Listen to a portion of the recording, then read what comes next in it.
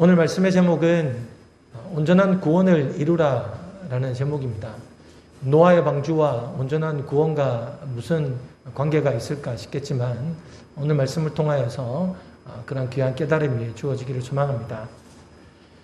우리가 보통 구약과 신약을 이렇게 말을 하죠. 구약은 오래된 약속, 또 신약은 새로운 약속. 근데 그 약속의 주인공은 예수님이다라는 겁니다. 자, 그러면 신약에는, 새로운 약속에는 예수님이 등장하니까 어느 정도 이해가 돼요. 근데 구약은 오래된 약속인데 거기에 예수님에 관한 말씀이 있느냐? 구약에 보면 전혀 예수님의 이름이 등장하지 않습니다. 그런데 어떻게 그 구약을 오래된 약속, 예수님에 대한 약속이다라고 말을 하느냐 하면 구약에는 독특한 방법으로 예수님을 나타내고 있습니다. 그것을 뭐라고 하는가 하면 예표라고 말합니다. 그러니까 구약은 신약의 예표 혹은 예수 그리스도의 예표라고 하는데 그 예표가 뭐냐면 미리 보이는 징조다라는 그런 말입니다. 그러니까 어떤 구약의 사건을 통하여서 예수님에 대해서 미리 보여주는 징조, 이것을 예표다라고 하는 거죠. 예를 들면 6월절 어린 양은 예수님의 어떠한 모습을 드러내느냐? 속죄하시는 예수님을 예표하는 거예요. 그럼 또 구약의 사건 중에 요나의 사건은 예수님께서 죽으셨다가 부활하실 그 사건에 대한 예표다라는 겁니다. 자, 오늘 본문의 노아의 방주도 바로 이러한 예수님의 어떤 예표인데 과연 뭘까요? 노아의 방주는 바로 예수님으로 말미암는 구원에 관한 예표다라는 겁니다. 자, 왜 그러냐면 지금 오늘 우리가 말씀을 읽었지만은 그 노아 시대 사람들은 하나님 보시기에 너무나 타락했습니다. 그래서 온 땅이 하나님 앞에 부패하였다. 그리고 이것이 포악함이 가득한 세상이 되었다라고 기록하고 있습니다. 왜 그럴까요? 그들이 하나님을 떠났기 때문입니다.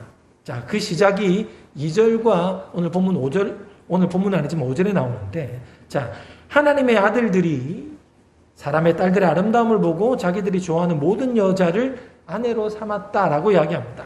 자, 여기에서 말하는 하나님의 아들들, 쉽게 말하면 하나님을 믿는 그런 어떤 가정들이 이제는 하나님을 완전히 떠나 있는 상태를 말하고 있는 거예요.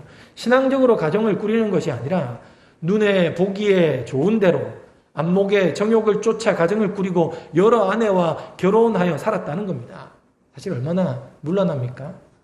또 5절에 보면 여호와께서 사람의 죄악이 세상에 가득함과 그의 마음으로 생각하는 모든 계획이 항상 악할 뿐임을 보시고 말합니다.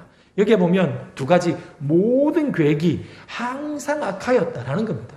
그러니까 완전히 하나님께 등을 돌린 그런 세상이었다라는 것을 보여주고 있습니다. 그래서 하나님이 그 마음에 한탄하시고 근심이 가득하셨다라고 성경 기록하는데, 자, 이것은 우리 인간에 위한 어떤 언어의 표현이기 때문에 정말 하나님이 인간을 만들고 후회하고 한탄했느냐? 그것은 아닙니다. 그만큼 사실은 하나님의 마음이 아팠다라는 거예요. 원어상으로도 봐도 하나님이 고통 가운데 있다라고 그렇게 표현하고 있습니다.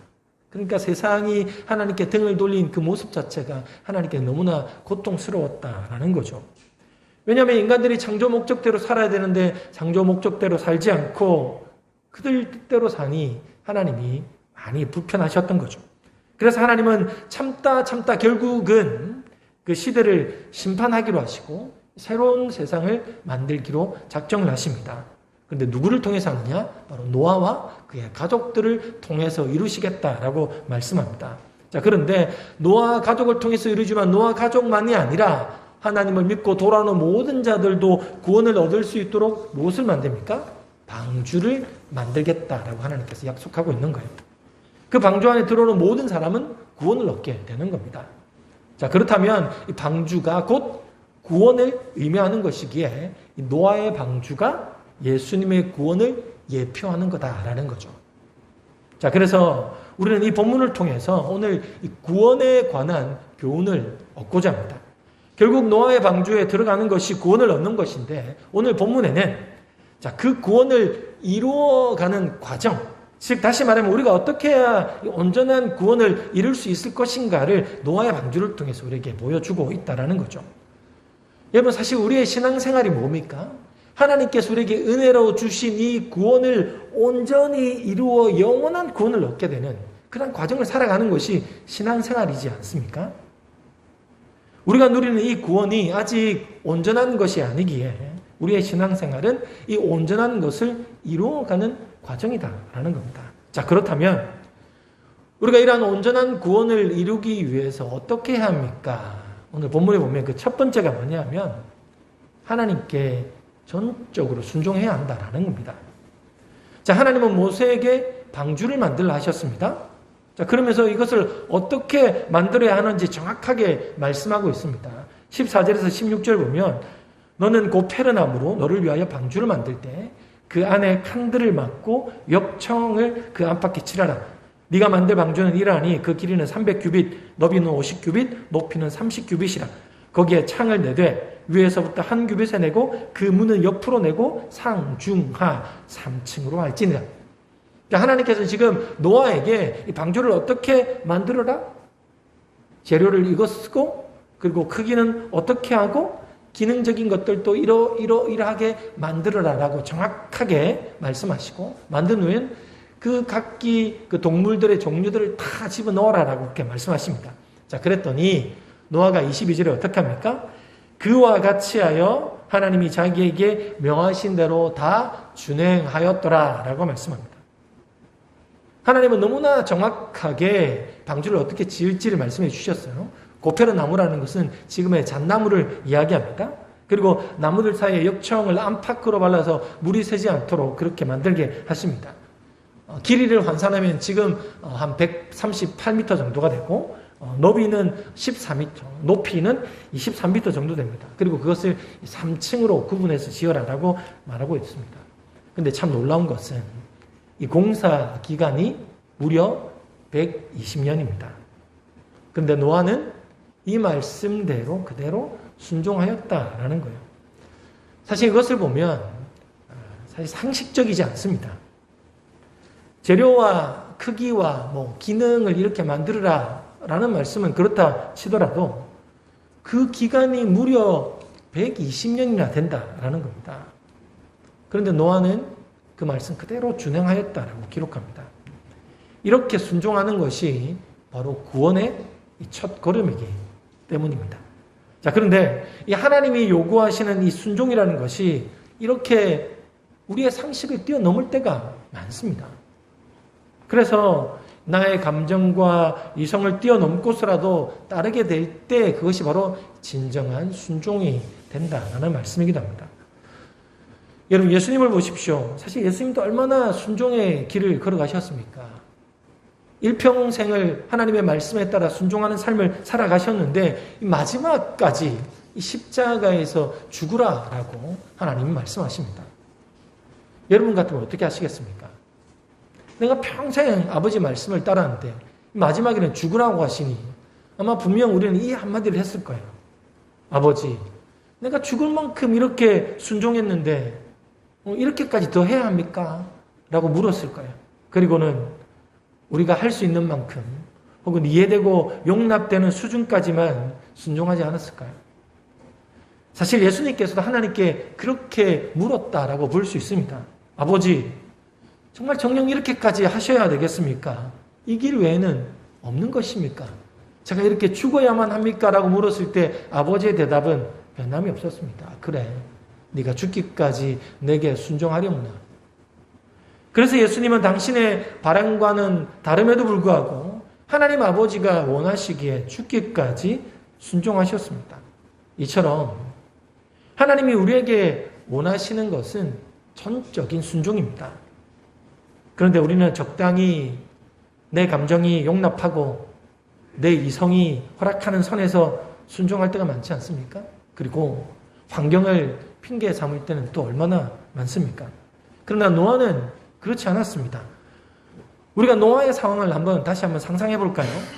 일단 사실 노아가 방주를 짓는 것 자체가 아주 무모하고 우스꽝스러운 전혀 상식적이지 않는 일이다라는 거예요.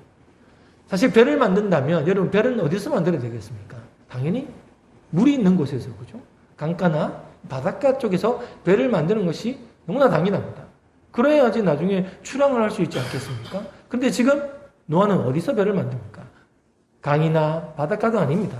메소포타미아의 어느 산에서, 산 꼭대기에 올라가서 지금 방주를 만들고 있는 겁니다. 그러니 사실 누가 봐도 노아의 이런 행동은 정신 나간 행동이겠죠. 주변 사람들의 비웃음과 조롱은 너무나 당연했을 겁니다.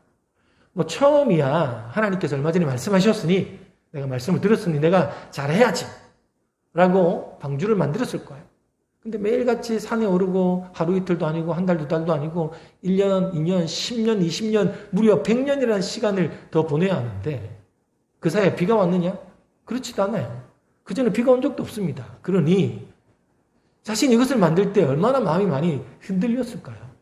그럼에도 노아는 120년 동안 이 일을 꾸준히 순종해 왔다라는 겁니다. 그리고 주변 사람들은 아마 더욱더 비웃었을 거예요. 내가 그랬지, 저거 미친 짓이라고.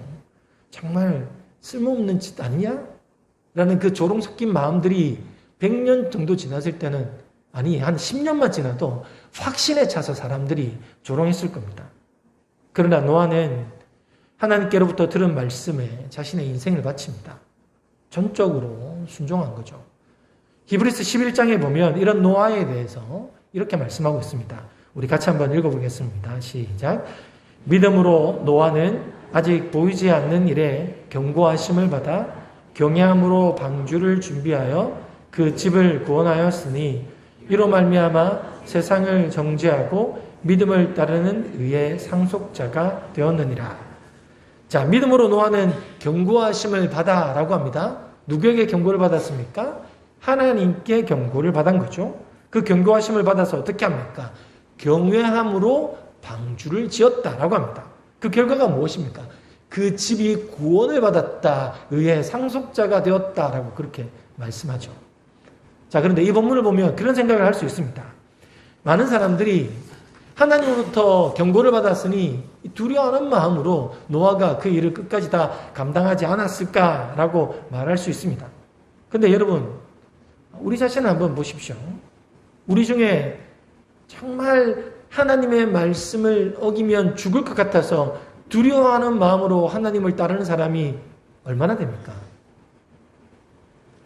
물론 시종일관 순종의 삶을 살아가는 사람들도 많이 있습니다. 그런데 많은 성도 중에는 하나님께서 아무리 말씀하셔도 그것을 두려움으로 따르는 사람은 적습니다. 하나님께서 이건 죄야, 하면 안 돼. 주일 성수 제대로 하고 하나님께 헌금생활 제대로 하고 제대로 섬기고 적당히 신앙생활 하지 말고 제대로 신앙생활 해라고 말하는데 그 말씀을 무서워서 그대로 따라가는 사람이 있습니까? 주변에는 많이 없습니다. 왜냐하면 그 두려움이라는 것은 시간이 지나면 무뎌집니다. 그렇지 않습니까, 여러분? 한 번, 두 번, 세 번 거스르다 보면 이제 그런 게 무감각해지는 거예요. 그러니까 많은 사람들이 사실 하나님의 말씀이 두려워서 그 말씀을 10년, 100년 이렇게 섬기며 살기는 참 어렵다라는 겁니다. 그러면 노아도 하나님을 경외하여서 두려운 마음으로 이 일들을 지속했을까요? 오늘 본문에 보면 사실은 노아가 두려움 때문에 한 것이 아니라 성경 원어에 보면 존경하다라는 뜻을 가지고 있습니다. 경외한다라는 것은 물론 두려움도 있지만 그 가운데 주된 마음이 존경함이었다라는 거예요. 그러니까 노아는 정말 하나님을 엄청나게 존경한 겁니다. 어떻게 존경했을까요? 하나님은 절대 그러실 분이 아니야. 선으로 갚으시고 선대하시며 자녀에게 항상 선한 것을 주시며 선한 길로 인도하시는 분이야 라는 그 어마어마한 하나님을 향한 그 존경심으로 1년, 2년, 100년이 넘도록 하나님 말씀을 꾸준히 따라갔던 겁니다. 여러분, 예수님을 믿는다는 것, 온전한 구원을 이룬다는 것은 적당히 믿는 것을 말하는 게 아닙니다. 적당히 순종하는 게 아니에요. 하나님의 말씀이 무엇이든 혹은 세상이 비상식적이라고 해도 나의 이성이 용납되지 않아도 환경에 따라주지 않아도 나는 하나님을 존경하며 말씀을 따라가는 그 삶이 전적인 순종의 삶입니다. 그것이 바로 온전한 구원을 이루는 첫 번째 길이라는 겁니다. 그러니까 여러분, 우리는 적당히 신앙생활을 하려 하는 마음을 우리는 완강히 거부하며 살아야 하는 겁니다. 자, 두 번째로 노아 방주를 통하여서 하나님 온전한 구원을 이루는 길은 뭔가?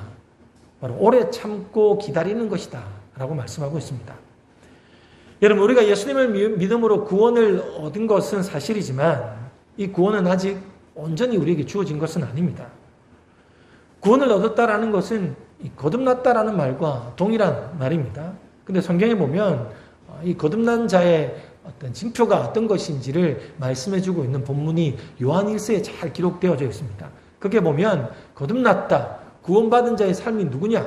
그런 사람들은 하나님께로부터 난 자라는 그런 표현을 쓰고 있습니다. 자, 요한일서 2장 29절에 보면 너희가 그가 이로우신 줄을 알면 이를 행하는 자마다 그에게서 난 줄을 알리라 라고 말합니다. 그에게 난 사람, 거듭난 사람, 구원받은 사람, 이 사람들은 의를 행한다라는 거예요. 근데 이 말씀은 뭐냐면 우리는 여전히 부족합니다. 여전히 결함은 있습니다. 그럼에도 우리가 의를 행한다라는 것은 언행과 습관이 계속해서 거룩함을 추구한다는 거예요. 세상과 구별된 삶을 살아가도록 추구하는 삶을 살아간다는 이야기입니다. 자, 요한일서 또 3장 9절 10절에 보면 하나님께로부터 난 자마다 죄를 짓지 아니하나니 이는 하나님의 씨가 그의 속에 거하며 그도 범죄하지 못하는 것은 하나님께로부터 났습니다. 이러므로 하나님의 자녀들과 마귀의 자녀들이 드러나나니 무릇 의를 행하지 아니하는 자나 또는 그 형제를 사랑하지 아니하는 자는 하나님께 속하지 아니하였다. 자, 하나님께 난 자인지 아닌지 마귀의 자식인지 아닌지는 곧 드러나게 되는데 좀 전에도 이야기했던 것처럼 하나님께 난 자는 의를 행한다. 계속해서 거룩함을 추구한다. 그리고 또 하나가 뭡니까? 형제를 사랑한다라는 겁니다. 형제를 사랑하지 않는 자는 하나님께 난 자가 아니다라는 거예요. 거룩함을 추구하며 하나님께서 공급해 주시는 그 사랑으로 계속 사랑하고자 하는 마음으로 살아가게 된다라는 겁니다. 그러니까 하나님께로부터 난 자는 습관적으로 죄를 짓지 않습니다. 그리고 하나님이 공급하시는 그 사랑을 흘러보낸다라는 거예요. 그리고 마지막으로 요한일서 5장 4절에 보면 하나님께로서 난 자마다 세상을 이기느니라 라고 말씀합니다. 이렇게 세상을 믿음으로 이기며 계속해서 구원의 길을 향해 나아가는 삶이 주어진다라는 겁니다. 이렇게 하나님을 향해 나아가는 삶을 통해 구원을 이루어가는 거예요. 그래서 온전한 구원을 이루는 데는 오래 걸리지만은 그 결과는 영원을 우리에게 주신다라는 겁니다. 그래서 여러분, 우리가 구원을 구분하며 좀 알기 쉽게 표현하기 위해서 세 가지 용어를 씁니다. 칭의라는 거, 그리고 성화, 그리고 영화라는 이 단계를 구분해서 그냥 설명을 하기도 합니다.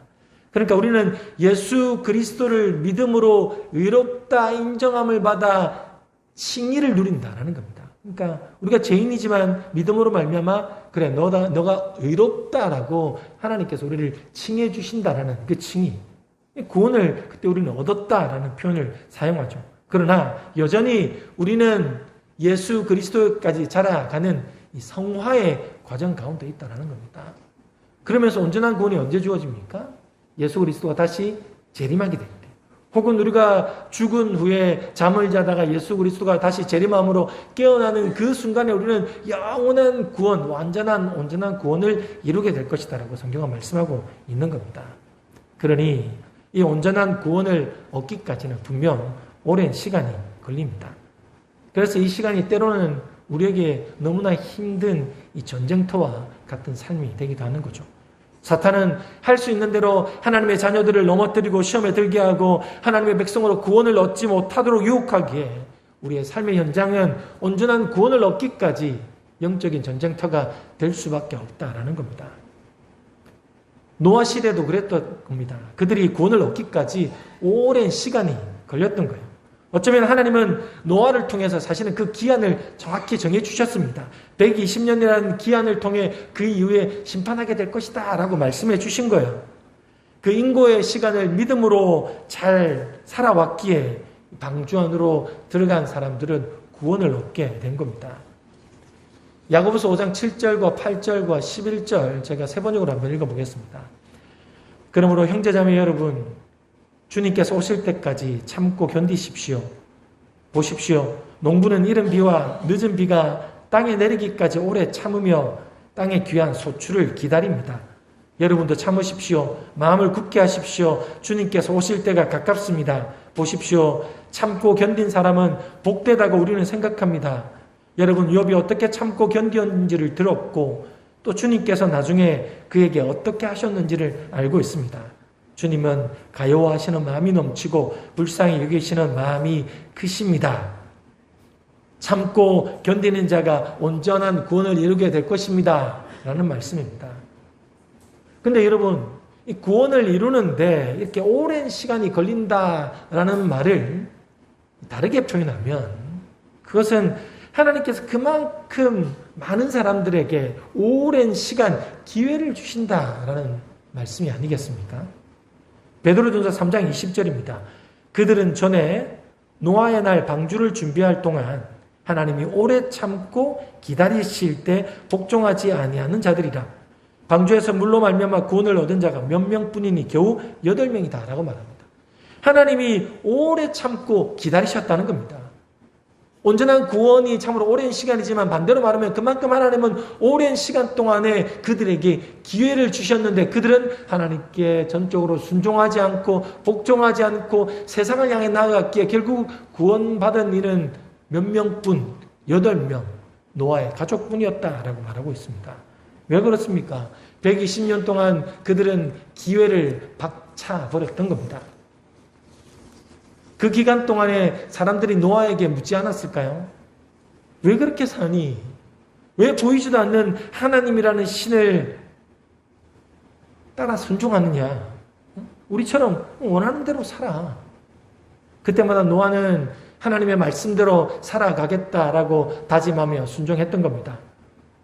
아니면 사람들은 노아가 산으로 올라갈 때마다 그런 생각은 했을 거예요. 제가 믿는다라고 하는 그 하나님 따는 날마다 올라가서 방주를 짓는구나. 또 자기가 믿는 그 신의 말씀을 따라 저렇게 참 살아가는구나라는 생각을 하게 되었을 겁니다. 다만 믿지 않았을 뿐이죠. 바꿔 말하면 하나님은 계속해서 120년 동안 노아를 통하여서 그의 가족들을 통해서 세상 사람들에게 하나님께로 돌아올 기회를 주신 거예요. 노아를 볼 때마다 노아의 가족이 산에 올라갈 때마다 저들이 뭔가 종교적인 행위를 저렇게 하고 있구나, 어떤 믿음의 삶을 살아가고 있구나, 저게 구원이 있는 것일까라고 생각할 수 있는 기회를 주셨다라는 겁니다. 구원의 길을 열어두시고 오래 기다리신 거죠. 자, 그리고 창세기 5장에 보면 하나님이 정말 그들 향해 오래 참으셨다라는 그런 마음들이 어떻게 나타나고 있는지 그 말씀이 있는데, 자, 창세기 5장 21절과 22절입니다. 우리 같이 한번 읽어보겠습니다. 시작. 에녹은 65세에 무두셀라를 낳았고 무두셀라를 낳은 후 300년을 하나님과 동행하며 자녀들을 낳았으며 라고 말합니다. 자, 제가 지난번에도 한번 말씀드린 적이 있는데 이 에녹이 하나님과 동행하고 죽지 않고 하늘나라로 갔습니다. 그런데 그가 그런 삶을 살게 된 계기가 뭐냐? 무두셀라라는 아들을 통해서 그런 일이 벌어진 거예요. 왜냐하면 그 전까지는 그런 말이 없다가 무두셀라를 낳은 후에 하나님과 동행하였다라는 것은 이 무두셀라를 통한 어떤 확실한 계기가 주어졌다라는 거예요. 근데 여러분, 성경에 말하는 이 무두셀라라는 이름의 뜻이 뭔지 아십니까? 무두셀라 이름의 뜻은 그가 죽을 때 그것이 보내질 것이다 라는 겁니다. 자, 그러니까 하나님은 에녹에게 무두셀라를 주시면서 말씀을 주시는 거예요. 쉽게 말하면 무두셀라가 살아있을 동안에는 심판이 없을 거예요. 그러나 무두셀라가 죽을 그때 심판이 있게 될 것이야 라는 말을 들은 겁니다. 그러니까 에녹이 무두셀라를 낳으면서 어이구야, 무두셀라가 죽을 때 심판이 있을 거구나. 이제 그 마지막 때를 알았으니 어떻게 살겠습니까? 당연히 지금처럼 살지 않는 거죠. 하나님께서 그렇게 계시하셨으니 내가 이 아들을 볼 때마다 그렇지, 하나님의 심판이 임할 텐데 내가 더 하나님과 동행하며 살아야 되지, 경각심을 가지며 살았던 거예요. 근데 여러분, 나중에 한번 댁에 가셔서 계산해 보세요. 에녹이 무두셀라를 낳고 무두셀라가 라멕을 낳을 때 187세였고 라멕이 노아를 낳을 때 182세였고 노아가 500년, 120년 후에 홍수가 있었는데 그걸 딱 계산하면 969입니다. 무두셀라가 몇 살에 죽었습니까? 969세에 죽은 거예요. 그러니까 무려 하나님은 1000년 동안 이들에게 심판이 있을 것이지만 다시 돌아올 수 있는 하나님의 넓고 깊은 어떤 사랑의 기회를 그들에게 제공해 주었다라는 겁니다. 그게 바로 홍수 심판이었던 거예요. 하나님은 노아 시대까지 1000년에 가깝도록 기다리셨습니다. 그러나 사람들은 점점 흉악해져 갔고 하나님으로부터 멀어져 갔던 겁니다. 그만큼 하나님은 오래 기다리셨는데도 말입니다. 우리가 온전한 구원을 이루려면 이렇게 오래 참고 기다리며 심판의 날까지 믿음의 삶을 살아가야 합니다. 에녹은 무두셀라를 통해 하나님의 심판이 있다는 사실을 깨닫고는 더욱더 믿음으로 살며 하나님과 동행하여 온전한 구원을 이루었던 사람입니다. 온전한 구원을 이루기 위해 자라가기까지는 많은 시간이 소요될 것입니다. 하지만 달리 말하면 하나님은 그만큼 많은 시간에 우리에게 기회를 주고 계신 겁니다. 그 기회를 주실 때마다 삶을 우리가 예수님께로 돌이키고 예수 그리스도에까지 자라가는 온전한 구원을 이루는 우리가 될 수 있기를 간절히 소망합니다.